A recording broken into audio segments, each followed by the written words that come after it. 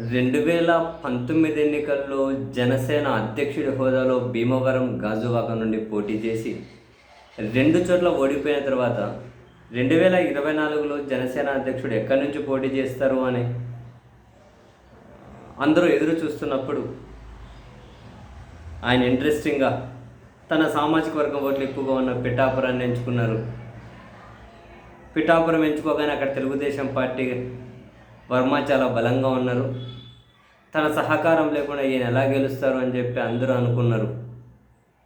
ఇటు చంద్రబాబు నాయుడు గారు, అటు జనసేన అధ్యక్షులు మొత్తం మీద వర్మను కన్విన్స్ చేసి వర్మ దగ్గరికి వెళ్ళి ఈయన ఆశీస్సులు తీసుకొని పిఠాపురంలో తన ఎన్నికల ప్రచారాన్ని మొదలెట్టారు జనసేన అధ్యక్షులు.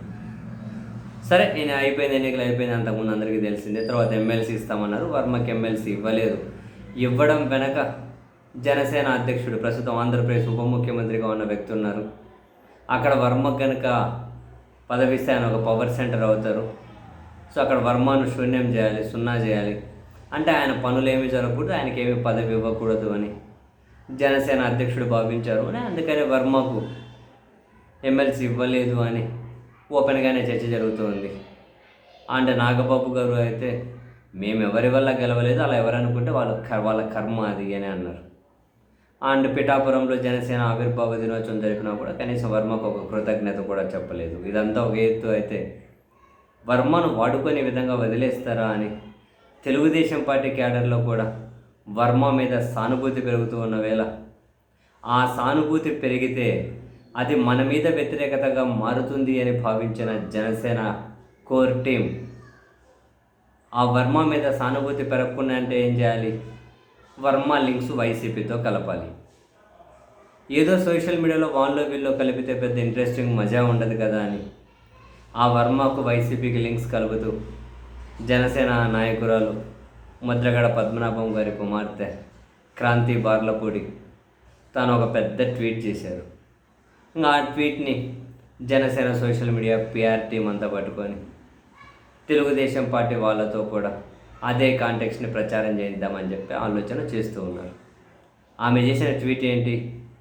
నీకు రోగం ఎక్కడుందో అక్కడ మందేసుకోవాలి వర్మ, నీ పార్టీలో చూసుకో నువ్వు ఎమ్మెల్సీ అని మా పార్టీ అధ్యక్షుడిని అంటావేంటి?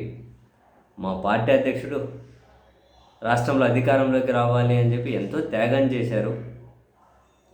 నువ్వు ఒకటివే త్యాగం చేయలే, టీడీపీలో చాలా నాయకులు త్యాగం చేశారు, బీజేపీ వాళ్ళు కూడా త్యాగం చేశారు. నీకు ఎమ్మెల్సీ రాలేదంటే మా నాయకుడిని అనిపిస్తే బాగోదు. ఏమో నీకు ఎందుకు ఇవ్వలేదో నీ బ్లాక్మెయిలింగ్ రాజకీయాలు ఏమో అర్థమైనాయేమో అని చెప్పి నువ్వు వైసీపీతో టచ్లో ఉన్నావు కదా, అందుకే కదా వైసీపీ మీడియా సోషల్ మీడియాని నువ్వు బ్రహ్మాండంగా పొగుడుతూ ఉన్నారు. మరి వైసీపీతో టచ్లో ఉన్నావు, వైసీపీలోకి వెళ్తున్నావు అనే వార్తలు వస్తూ ఉన్నాయి కదా. మనం టీడీపీలో ఉండి వైసీపీతో టచ్లో ఉన్నావు, అందుకే నీకు ఎమ్మెల్సీ ఇవ్వలేదేమో. కారణాలన్నీ ఇవన్నీ పక్కన పెట్టి నువ్వు మా అధ్యక్షుడిను ఏమో మా జనసేన అధ్యక్షుడిని నువ్వు గెలిపించావు అని, ఇది నీ దయతో గెలిచాము అనో, లేకుంటే నువ్వు ఒకనివే త్యాగం చేసావాను, ఇవన్నీ ఎందుకు? సైలెంట్గా ఉంటే కూటమికి మంచిది. ఇంకోసారి నీకు ఏమీ రాకపోవడానికి మా అధ్యక్షుడు బాధ్యుడు అవుతాడు అని చెప్పి ఇంకోసారి నిందిస్తే బాగుండదు అని ఆ క్రాంతి ముద్రగడ పద్మనాభం గారి కుమార్తె జనసేనలో ఉన్నారు. ఆమె ట్వీట్ చేసిన తర్వాత జనసేన వాళ్ళందరూ ఇదే రాగం అందుకున్నారు. అంటే టీడీపీలో వర్మ మీద సానుభూతి అనేది పెరగకుండా అదిగో ఈ విధంగా వైసీపీ వైపు మళ్లించగలిగితే సో దట్ టీడీపీ అభిమానులు కూడా జనసేన అధ్యక్షుడి మీద కోపం లేకుండా ఉంటారు అన్నది వీళ్ళ సినిమాటిక్ ప్లాన్. సరే, ఎవరు ఏం ప్లాన్లు వేసుకున్న పిఠాపురం తెలుగుదేశం పార్టీ వాళ్ళు ఏమనుకుంటున్నారు అన్న దాని మీద